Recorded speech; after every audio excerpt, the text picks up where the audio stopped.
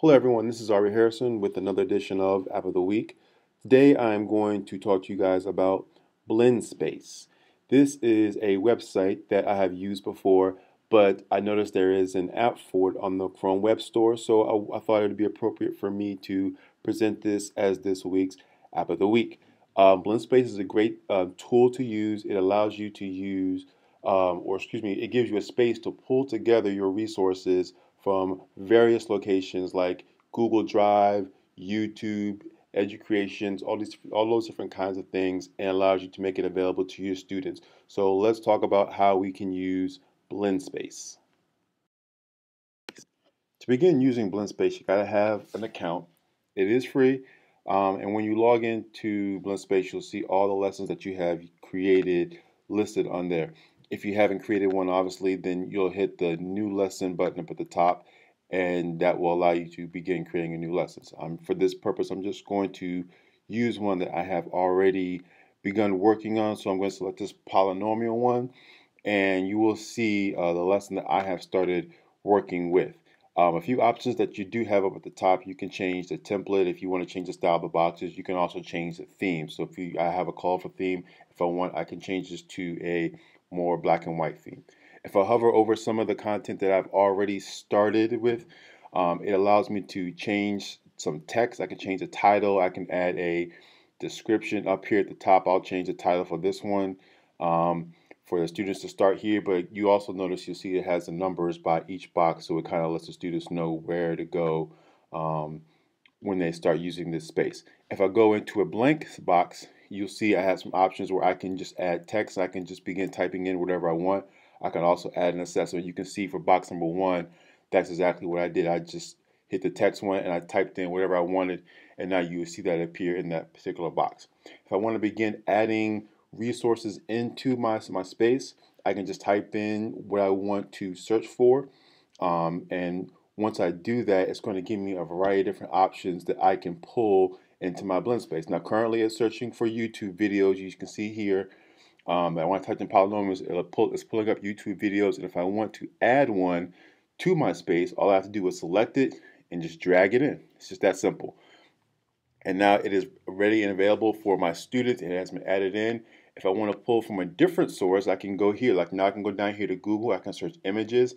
I can change it from images to the web, and it'll search for websites, and I can pull that into my Blendspace as well.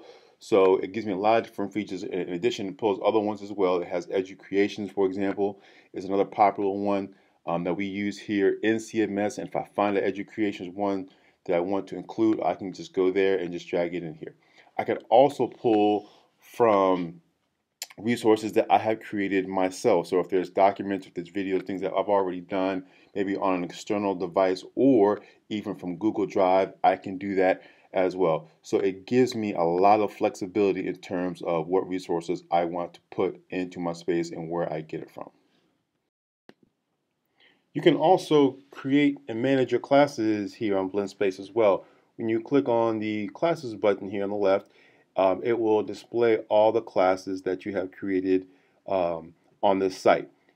If I click on one of my classes, it gives me some good information. It tells me what lessons I have made available to them. It tells me what students and all are in my class. It also will give me a little bit of information about how far the student has progressed in this particular lesson. So there's a lot of good information when you click on that. If I click to manage that class, it gives me the students who are enrolled in it, the class code that I can give to other students who want to join, as well as the link to other students and how to direct them to join this class. If I need to create a brand new one, I can go and select the grade level. I can give the class a name, and then all I have to do is hit add class, and now that new class is ready to go. An important option that you'll notice when you hover over one of your lessons is you'll see the share button on the right hand side. When you click on the share button, it'll give you a lot of different options there where you can share already through Blendspace one of your lessons with your class. It also gives you a link. It also gives you other options, things like Edmodo or email or even an embed code that you can use.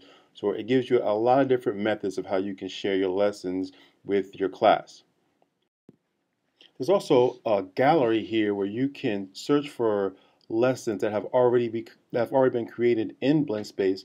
that you can use and share with your students. So if I click on that gallery and type in polynomials, the same lessons that I was created, I can search through Blendspace some lessons that others have created.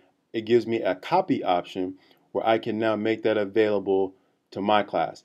So when I click over the lesson, I can look it over, see the different videos, the worksheets. I hit the copy button, and now once I do that, I have it in my lessons, and my students can use it as well. You see that when I go back to mine, I have one that I have copied already. So now I don't have to reinvent the wheel.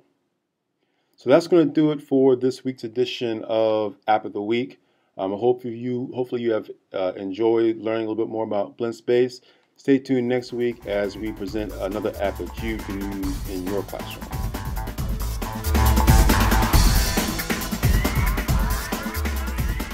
For more App of the Week videos and additional technology integration resources, visit us at cmslearns.org.